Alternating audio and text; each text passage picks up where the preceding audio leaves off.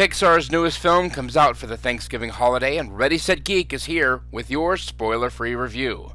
I know I'm not supposed to love music. No music! No music! But my great-grandma Coco's father was the greatest musician of all time. Papa. Ernesto de la Cruz.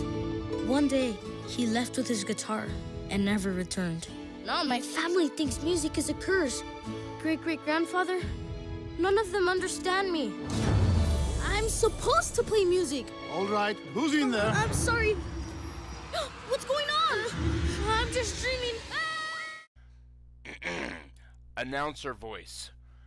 COCO is about a young man named Miguel who was born into a family that loves each other just as much as they hate music.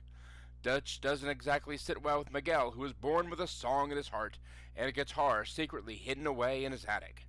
When Dia de la Muerte is upon us, Miguel wants nothing more than to finally be the musician he was born to be and perform at the town's talent show. But he will have to sacrifice his ties to his family to do it.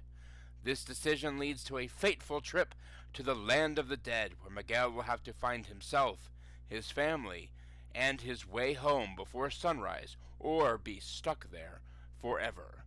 End announcer voice. Okay, let's break this into the positives and the negatives.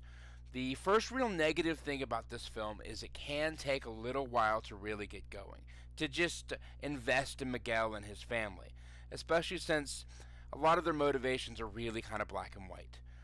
And that's it. There are no other negatives.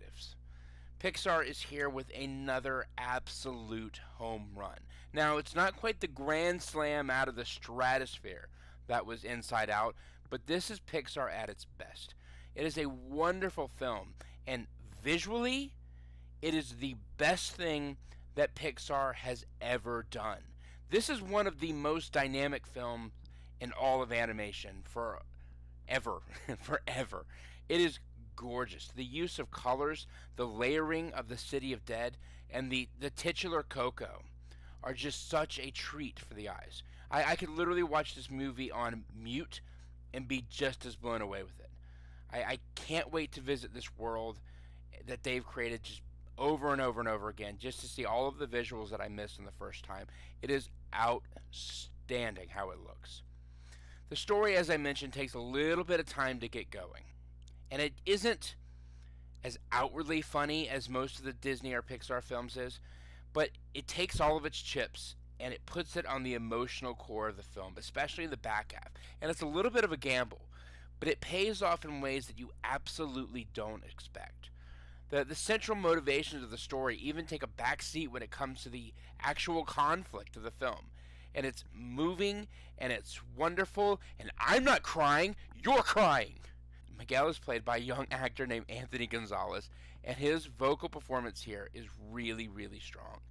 He is primarily opposite of Gael Garcia Bernal as his guide through the land of the dead, and Bernal is really layered as we learn more about his character Hector through the film.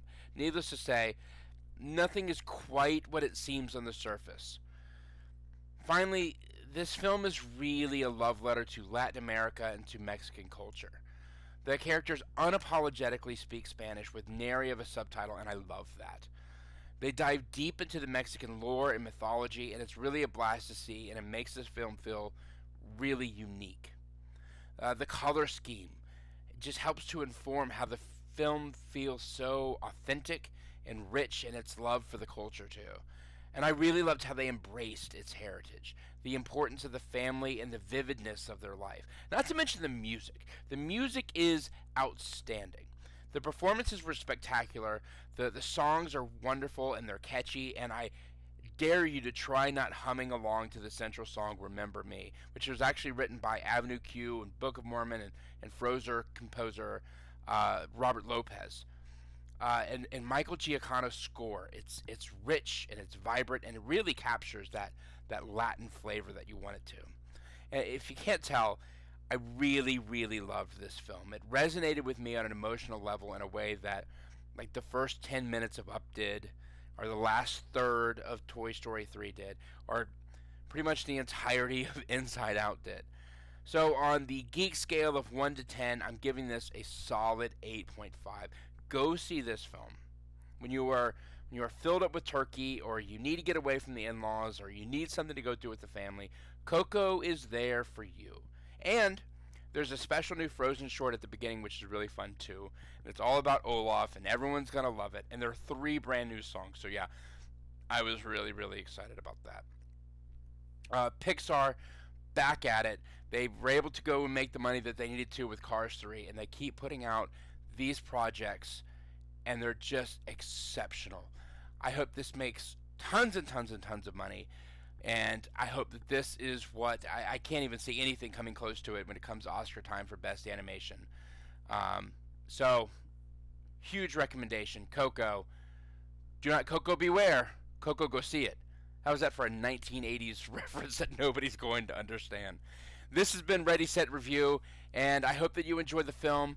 Like, share, and subscribe to hear more things like this. We will be back later this week with a special top 10 Pixar movies of all time, a list that my son Parker and I wanted to do, and I bet you that Coco is going to be back on that list as well. Have a great Thanksgiving, and I'll see you guys later.